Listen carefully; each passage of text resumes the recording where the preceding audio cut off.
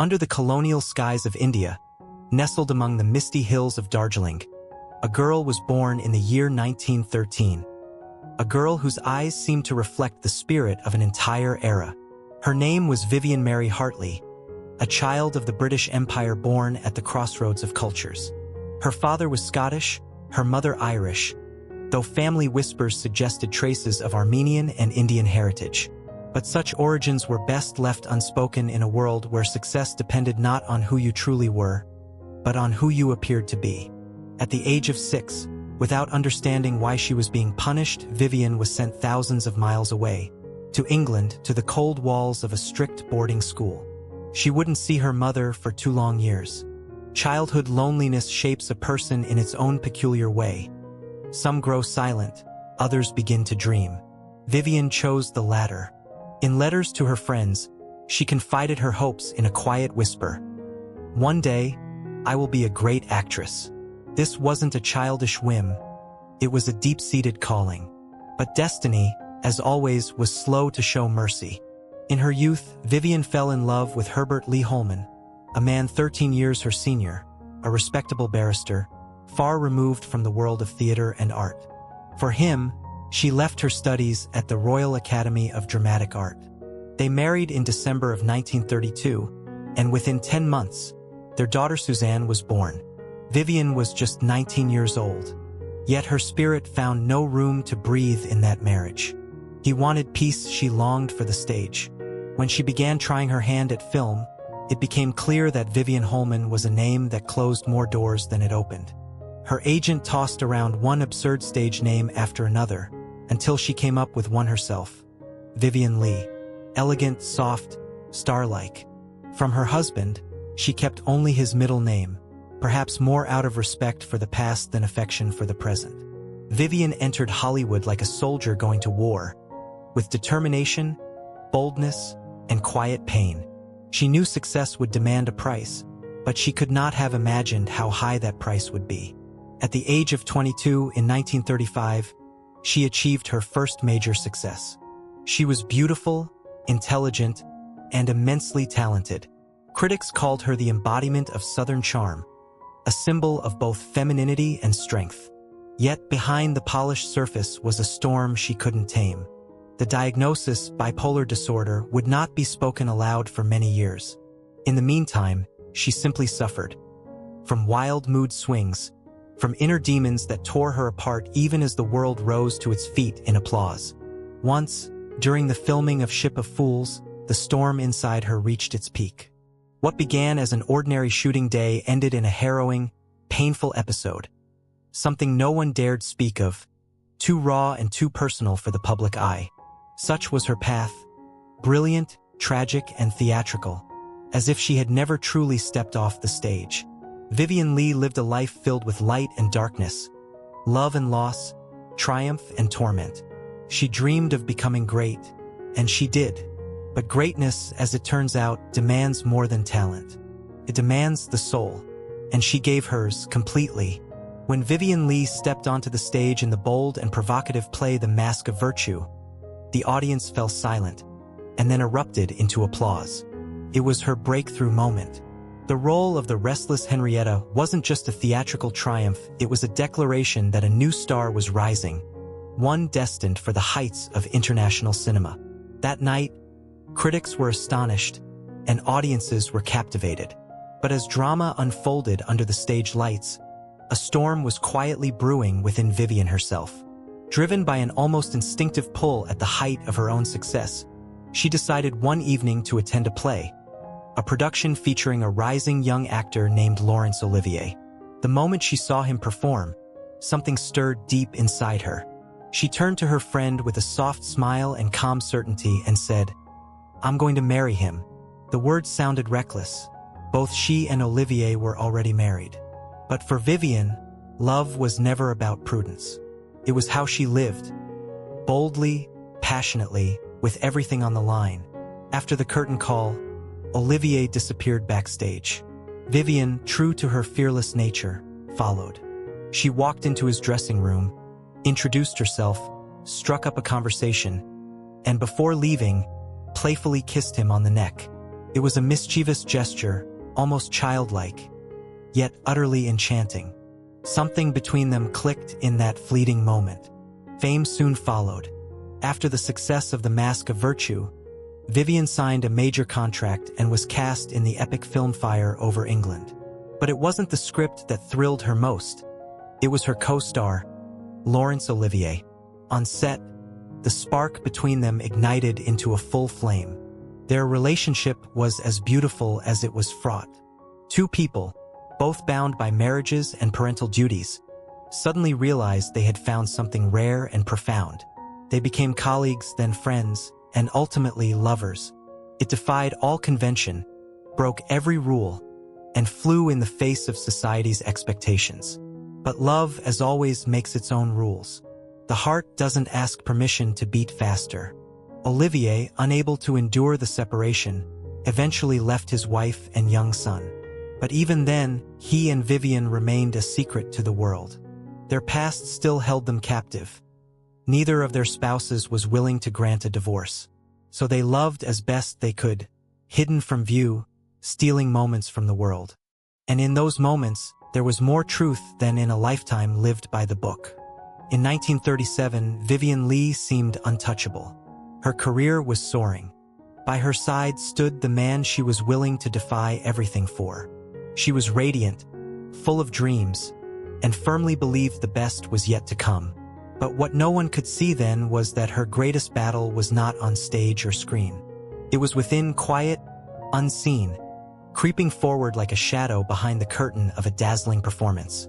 When illness first made itself known, it did so without warning, like a predator emerging from the shadows.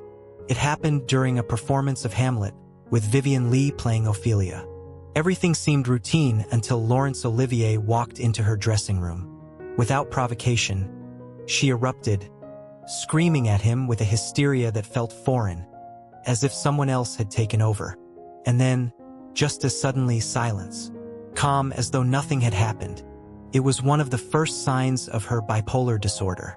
Sadly, it wouldn't be the last. The illness had only just begun to spread its wings. That same year, she broke her ankle.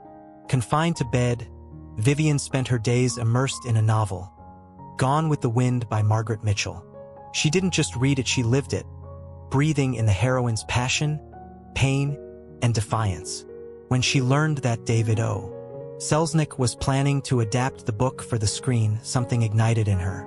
"You have to get me an audition," she told her agent. She already knew. She was Scarlett O'Hara. Selznick acknowledged Vivien's talent, but he hesitated. She was too British. The wrong accent, the wrong background. He politely declined, assuming he'd never hear her name again. He was wrong. The tenacity with which she pursued the role was something Olivier would later call demonic determination. She chased the part as if it were her destiny, and destiny gave in. Her unlikely ally was Myron, Olivier's brother and, by chance, Selznick's own agent. He insisted on a meeting. When Vivien stepped in front of the camera, it was as if the lens fell under her spell. Fierce, vibrant, undeniably Southern. After her screen test, there was no doubt. The role was hers. But the path to glory was anything but easy. The filming of Gone with the Wind became a grueling odyssey. 3 directors came and went. Shooting days often stretched to 16 hours. While others rested, Vivien pushed herself to the edge of exhaustion. She earned 5 times less than her co-star Clark Gable, but gave twice as much. At one point, both of them believed the film would be a disaster. But disaster never came. The film became a triumph, and remains the highest-grossing movie of all time when adjusted for inflation. For Leigh, it was the ascent of a lifetime. At 26 years old, she won the Academy Award for Best Actress.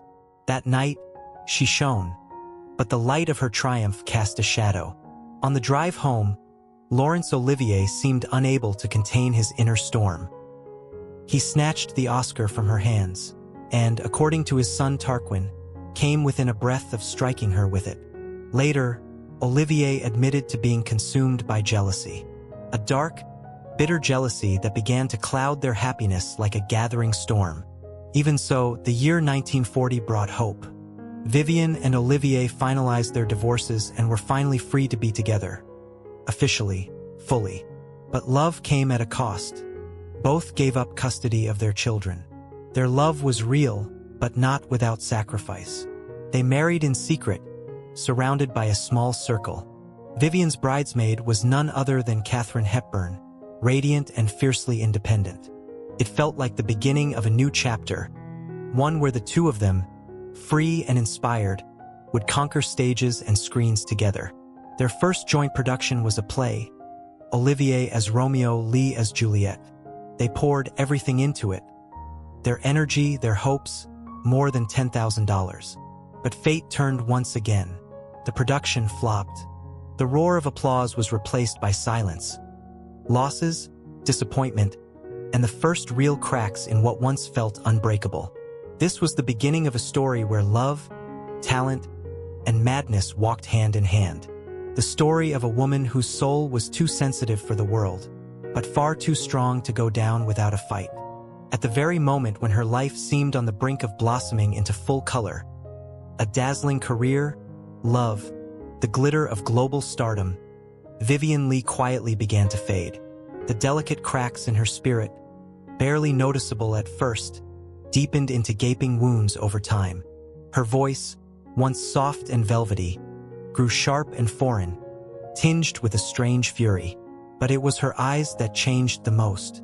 They lost their warmth, becoming cold and unrecognizable, as though another woman had taken her place. After these terrifying episodes, she remembered nothing. Only fear, shame, and a searing remorse lingered like scars on her soul. During the Second World War, in the year 1943, Vivien volunteered to entertain Allied troops in North Africa, driven, as always, by a fierce desire to help, to be needed. But her body failed her. A severe illness confined her to bed. It wasn't until a year later that doctors gave a name to the enemy: tuberculosis. They believed they had conquered it, but they were wrong. The price of that mistake was high. Her body, worn down and ravaged, was never the same. Yet Vivien, as if returning from the edge of a cliff, refused to give up. She dreamed of reclaiming her place in cinema. That dream, however, turned into disappointment. One unsuccessful film after another, none touched the audience or revived her career. The role of Rebecca in her husband Laurence Olivier's production went to someone else. She turned down the lead in Pride and Prejudice, a decision she would later regret bitterly. Everything was beginning to fall apart. In 1945, tragedy struck on the set of Caesar and Cleopatra. During a scene where she had to run across a polished floor, Vivien fell.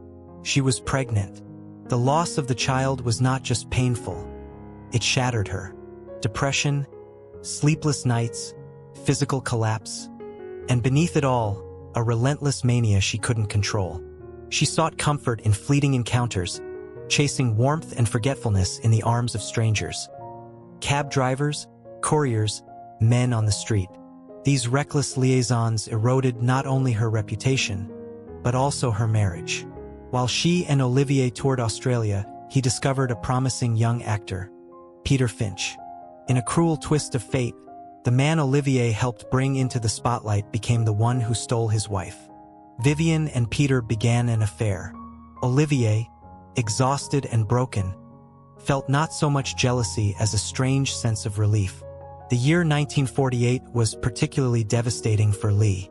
Her marriage was disintegrating, her health was rapidly deteriorating. Sleeplessness and uncontrollable episodes plagued her. Inside, a storm raged, but on stage she shone.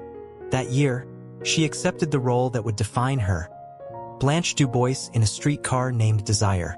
For Vivien, a classically trained actress with a delicate soul, Blanche was not just a character.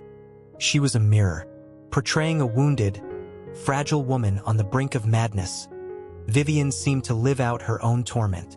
After more than 300 performances, the line between the actress and the character began to blur. She would later confess, "Blanche tipped me over into madness." Still, she proved once again what she was capable of.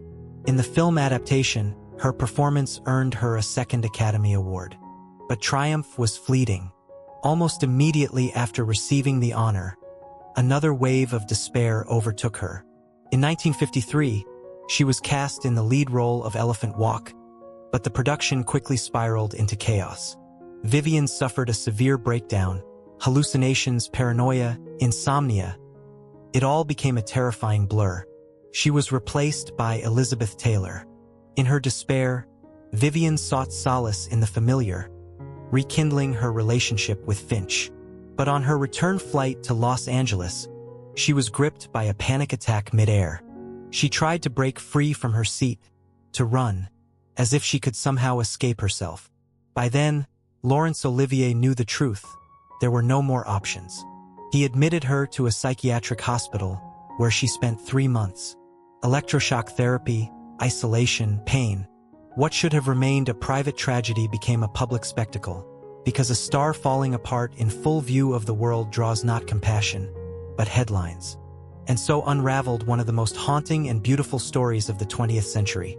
The story of Vivien Leigh, a woman who bore the weight of talent, love, and madness, without ever being granted a shield or forgiveness. Once, they seemed like heaven and earth brought together. He, Laurence Olivier, the greatest actor of his generation, and she, Vivien Leigh, radiant, enigmatic, and aflame with passion. Their love was born on the stage and forged in desire. But over time, their union turned into a battlefield of quiet resentments, piercing looks, and a sorrow hidden behind the curtain. In the beginning, they tried to hold on. Olivier endured Vivien's affair with Peter Finch, buried his hurt, sought to understand, and forgave. But a storm was already gathering in the depths of their shared life, bitter and unfair. The press was merciless to Vivien, and she was haunted by the notion that Olivier deliberately dulled his brilliance so as not to outshine her, as if she were the weaker actress. He denied it, tried to reassure her, but the crack in their trust widened. In 1956, at the age of 44, Vivien suffered another miscarriage. It wasn't the first, and once again, it plunged her into a darkness she couldn't escape. She carried this grief not only as a woman who had lost a child, but also as an actress playing tragic heroines, with the stage echoing her inner turmoil. The applause, the roles, the spotlight, all became a jarring chord in the chaos of her mind. While touring Europe in Titus Andronicus, she broke. Once dazzling, now fragile as glass, she walked into a park, undressed, unashamed, as if her soul longed to be seen in its raw pain. Later, consumed by rage, she attacked Olivier with a wet towel. He pushed her away, not out of cruelty, but from the fear of a depth he could no longer navigate. That was the end. After nearly 20 years by her side, this final breakdown was more than he could bear. He left. He found solace in the arms of Joan Plowright.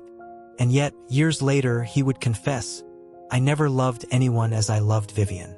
But love, it turns out, cannot always save, especially from an illness that slowly erodes the brightest soul from within.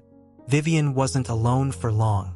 Jack Maravalli, an actor who understood her diagnosis, bipolar disorder, approached her with gentleness. He promised Olivier, "I will take care of her." With quiet sorrow and trust, Olivier agreed to the divorce.